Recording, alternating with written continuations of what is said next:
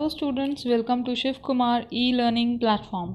आज की इस वीडियो में हम डिस्कस करेंगे इंग्लिश सिलेबस को। डीएलएड में सेकंड सेमेस्टर में एक न्यू सब्जेक्ट ऐड अप हो जाता है जो कि है इंग्लिश। बहुत सारे बच्चों को ये कन्फ्यूजन रहता है कि अब इंग्लिश आ गया, इसमें क्या आएगा, कैसे हम कवर अप करेंगे, क्या चीज़ें पढ़नी है, क्या नहीं पढ़नी। सो हम वो डिस्कस करने वाले हैं कि इंग्लिश में आपको क्या पढ़ना है, क्या पढ़ाना है, किस तरीके से क्या अप्रोच रखना है। So let us start with it. First topic is theoretical aspects. तो what are theoretical aspects? Different approach and methods of learning English.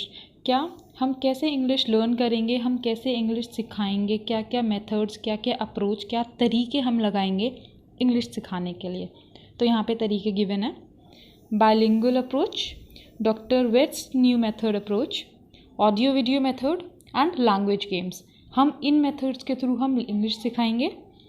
Second is classroom teaching content. Classroom teaching content में हम क्या सिखाएंगे बच्चों को? English in our daily lifes. हम daily life में English का कैसे यूज़ करते हैं हम वो सिखाएंगे। सम जनरल ग्रीटिंग्स, कुछ general greetings, good morning, good evening, time wish करना, सम मैनर्स, तो ये सब हम सिखाएंगे। Introducing English alphabet with relevant names of animals, birds, flowers, fruits, vegetables, plants. हम छोटे क्लासेस के बच्चों को क्या सिखाते हैं? थर्ड फोर्थ के पहले क्या सिखाते हैं बच्चों को? हम सिखाते हैं उनको animals names, birds name, flowers name, तो ये सब चीज़ें हम बच्चों को सिखाते हैं। तो हम वही बच्चों को सिखानी है। नंबर नेम्स हमें उन्हें सिखाने। Number names means spellings of number, like ONE1, TWO2, ये कहाँ तक सिखाना है हमको? 100 से। तो 1 to 100 हमको ये सिखाना है। Oral practice of simple sentences prescribed for standard 3, 4 and 5। Oral practices of simple sentences उनको बोलने आने चाहिए। Recitation of nursery rhymes and poems with rhythm and intonation. What does this mean? This means कि हम अगर कोई छोटा बच्चा है तो छोटे बच्चे को हम पोएम कैसे सिखाएंगे, हम उसे कैसे सिखाएंगे कि हाँ भाई पोएम को एक रिदम में बोलना है, हम उसे कैसे सिखाएंगे कि उसको एक्शंस करके बोलना है, हम उसको पोएम कैसे लर्न करा देंगे कि उसको पोएम वो नहीं भूले। अब आप लोग को भी पोएम्स लर्न कराई गई होंगी, बचपन में याद करा दी ट्विंकल ट्विंकल, तो वो आज तक लर्न है। तो ये क्या मेथड्स क्या हैं, कैसे हम एक छोटे बच्चे को पोएम याद कराएंगे, कैसे हम उसे स्पेलिंग लर्न कराएंगे, तो वो सब चीज़ें कैसे हम उसे बोलना सिखाएंगे। Now writing practices. अब हम उसको लिखना सिखाएंगे, तो लिखने सिखाएंगे में क्या है? पेनमैनशिप, हैंड राइटिंग, वर्ड्स, स्पेलिंग्स, मतलब उसकी हैंड राइटिंग अच्छी होनी चाहिए, उसको स्पेलिंग ज्ञान होना चाहिए। मानो कोई उसको वर्ड बोल दिया है तो उसको पता होना चाहिए कि इस वर्ड की क्या स्पेलिंग है भाई। Now our next topic is grammar. तो ग्रामर बहुत अच्छा वेटेज कवर करता है हमारा डीएलएड में। अप्रॉक्स आप ये मान के चलिए कि 10% ऑफ द मार्क्स तो आप यहीं से निकाल सकते हैं। बस आपको पता होना चाहिए किस चीज़ पे आपको फोकस करना है। ऐसा नहीं कि सभी कुछ रट के चले गए। एंड रट्टाफिकेशन तो यहाँ पे बिल्कुल नहीं चल सकता। आपको समझ होनी चाहिए चीज़ों की। तो क्या काइंड्स ऑफ सेंटेंसेस आपको पता होने चाहिए, पंक्चुएशंस आपको पता होने चाहिए, डिटरमाइनर्स आपको पता होने चाहिए, नाउन, आर्टिकल्स, ये सब क्या होते हैं, क्या कैसे आप इनको डील करेंगे। कन्वर्जेशनल, बोलचाल आनी चाहिए। क्लासरूम इंस्ट्रक्शन, क्लास में क्या बोला जा रहा है, किस तरीके से बोला जा रहा है, तो उसको समझ में आनी चाहिए क्लासरूम में होने वाली बातें। सेल्फ इंट्रोडक्शन, उसको सेल्फ इंट्रोडक्शन देना भी आप ही को सिखाना है। बच्चा अगर कहीं पे है तो वो अपना सेल्फ इंट्रोडक्शन दे पा रहा है, अपना इंट्रोडक्शन दे पा रहा है, अपने आप को एक्सप्रेस कर पा रहा है कहीं पर।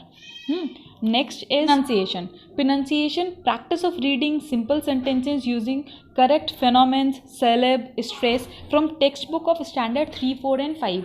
हम 3, 4 एंड 5 क्लास के अप्रॉक्स ही हम देखेंगे कि उन्हें किस तरीके से उन्हें पंक्चुएशन सिखानी है, कहाँ पर स्ट्रेस देना है कोई वर्ड बोलते पर, कहाँ पर नहीं देना है। जैसे कि अब ब्यूटीफुल बोला तो ब्यूटीफुल में कहाँ पर स्ट्रेस दे के बोलना है? ब्यूटीफुल। तो कहाँ पर स्ट्रेस देकर बोलना है, कहाँ पर स्ट्रेस छोड़ना है, ये हम सिखाएंगे। पंक्चुएशन इज उच्चारण सिखाएंगे। अब कुछ बच्चे होते हैं भाई जो श और स को ही गलत बोलते चले जाते हैं, तो हम उन्हें ये सिखाना है कि श और सा में भी अंतर होता है। तो ये सब चीज़ें हमें ही सिखानी है उन बच्चों को। और एक चीज़ जो आपको बहुत इंपॉर्टेंट और अपने माइंड में हमेशा सेट करके रखनी है वाइल कि आप डीएलएड के स्टूडेंट हैं, वो ये है कि आपको एक टीचर के पर्सपेक्टिव से सोचना है। You have to think like a teacher. और आपसे अगर कुछ पूछा जा रहा है तो वो बस ये जानना चाह रहा है दैट अगर आपको वो चीज़ दे दी गई करने के लिए, मानो आपको कह दिया गया जाके नाउन पढ़ाओ, तो आप वो चीज़ डील कर पा रहे हैं। आप उस छोटे से बच्चे को भी नाउन सिखा पा रहे हैं, आप बड़े बच्चे को भी नाउन सिखा पा रहे हैं। तो डीएलएड में बेसिकली वो ये जानना चाहता है कि अगर आपको कहा जाता है कि पढ़ाओ तो आप क्या पढ़ाएंगे, कैसे पढ़ाएंगे। Third topic of your syllabus is students content specification. Content specification means उसमें क्या क्या आ जाता है. Content specification contains viva was, self introduction, description, narration, extempore, story writing of any one of the topics given. आपको कोई भी topic दे दिया जाएगा, अब आपको बोलेंगे 100, 150, 250 वर्ड की एक स्टोरी लिखिए. आपको स्टोरी दे दी गई, अब बोल रहे हैं आपको कि आप उसको नरेट करके बताइए. आपको एक डिस्क्रिप्शन दे दिया, आपको एक पिक्चर दे दी गई है या फिर एक कोई फ्लावर रख दिया और बोला कि अब इसके ऊपर आपको एक डिस्क्रिप्शन लिखना है. सेल्फ इंट्रोडक्शन देना आना चाहिए आपको. वाइवा वॉइस, ये तो सभी को पता है. खैर, now vocabulary is very important part over है, because vocabulary of 750 words prescribed for standard 3rd to 8. मतलब 750 वर्ड हमारा सुन के ही हमें लगता है कि अरे यार 750 वर्ड हम कैसे याद कर सकते हैं. So you just need not to worry, just stay calm, stay connected. Next is our storytelling, steps of storytelling. तो स्टोरी टेलिंग में क्या होता है. स्टोरी टेलिंग, आप बच्चे को कैसे स्टोरी पढ़ाएंगे, पहले आप क्या बनाएंगे, आप स्टोरी कितने इंटरेस्टिंग तरीके से आप उस बच्चे को पढ़ा रहे हैं कि वो बोरियत उसको महसूस नहीं हो रही है, वो आपकी स्टोरी में कंटिन्यूसली पार्टिसिपेट कर रहा है, समझने की कोशिश कर रहा है या फिर उसको इंटरेस्ट आ रहा है आपकी स्टोरी में. तो this is the thing. Now second another one is grammar. Grammar में क्या है. Noun, kinds and gender, determiners of noun, possessive determiners, demonstrative, distributive, determiners of number, determiners of quantity, pronouns, adjective and degree of comparison, verb, use of verb in present, past and future, sentences, transformation of sentences. ये सारी चीज़ें grammar में है. Grammar जो है, grammar बहुत अच्छा हमारा वेटेज कवर करता है DLED में. आप ये मान के चलिए कि 10% ऑफ द मार्क्स आप यहीं से गेन कर सकते हैं अगर आपको प्रॉपर नॉलेज है इन चीज़ों की. जैसे कि आर्टिकल्स बहुत इंपॉर्टेंट हो जाते हैं, सेंटेंसेस बहुत इंपॉर्टेंट हो जाते हैं, specially affirmative to negative sentence आप कैसे ट्रांसफॉर्म करेंगे, असर्टिव टू इंटरोगेटिव किस तरीके से ट्रांसफॉर्म कर रहे हैं, एक्टिव पैसिव वॉइस आप कैसे कर रहे हैं. तो ये सारे बहुत इंपॉर्टेंट टॉपिक्स हैं while DLED. Common error spot करना सिर्फ DLED में ही नहीं, आगे भी आप जाएंगे तो आपको ये कॉमन एरर स्पॉटिंग का मिल ही जाएगा. क्यों. कॉमन एरर स्पॉटिंग में क्या होता है. कॉमन एरर वो एरर्स होती हैं जो आप अक्सर करते ही हैं.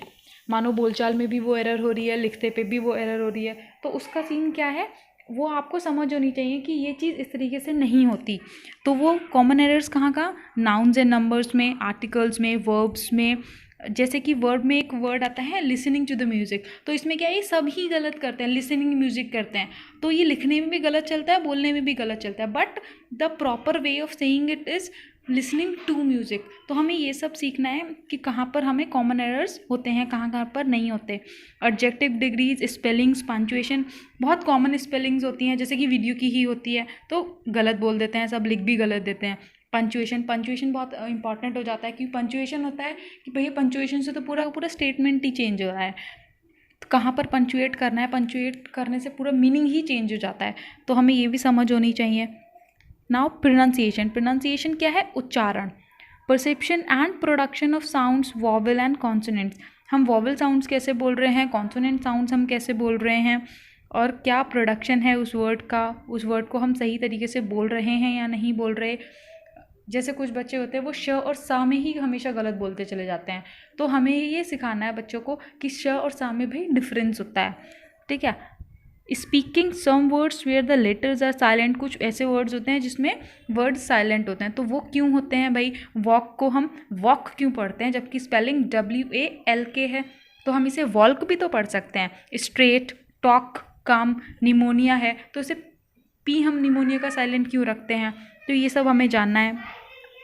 Reading allowed paragraphs, dialogues and poems with intonation and modulation. आप पैराग्राफ रीडिंग कर रहे हैं तो कैसे आप पैराग्राफ रीड करेंगे, क्या पंचुएशंस देंगे, डायलॉग किस तरीके से रीड करना है, आपको पोएम किस तरीके से रीड करनी होनी चाहिए, तो आपको ये सब सीखना है. इंटोनेशन, मॉड्यूलेशन, कहाँ पर स्ट्रेस दे के बात करनी है, कहाँ पर स्ट्रेस छोड़ के बात करनी है, ये सब. Now our last is lesson plan. Importance of lesson plan, characteristics of good lesson plan and preparation of a lesson plan. lesson plan क्या होता है, क्यों ज़रूरत पड़ती है लेसन प्लान की, क्या उसमें अच्छी चीज़ें होती हैं लेसन प्लान में, कैसे लेसन प्लान बनाया जाता है. अब ऐसे भी तो भैया गए कुछ भी पढ़ा दिया हमने, तो ये हम नहीं कर सकते. हमारे पास एक पूरी स्ट्रैटेजी होनी चाहिए कि हम पहले ये पढ़ाएंगे फिर ये पढ़ाएंगे, उस तरीके से हम चलते हैं. तो आपको एक लेसन प्लान बनाना है, उसमें क्या चीज़ें आप ऐड करेंगे जिससे कि आप एक अच्छा लेसन प्लान बना सके, आप क्या चीज़ें अवॉइड करेंगे ताकि आप लेसन प्लान ख़राब ना हो। तो अच्छी चीज़ें ऐड करना, कुछ ख़राब चीज़ें अवॉइड करना, तो ये सारी चीज़ें हम सीखेंगे। Thanks for watching this video students, hope आपको पसंद आई होगी। अगर आपको ये वीडियो पसंद आई तो please hit like and don't forget to subscribe our channel.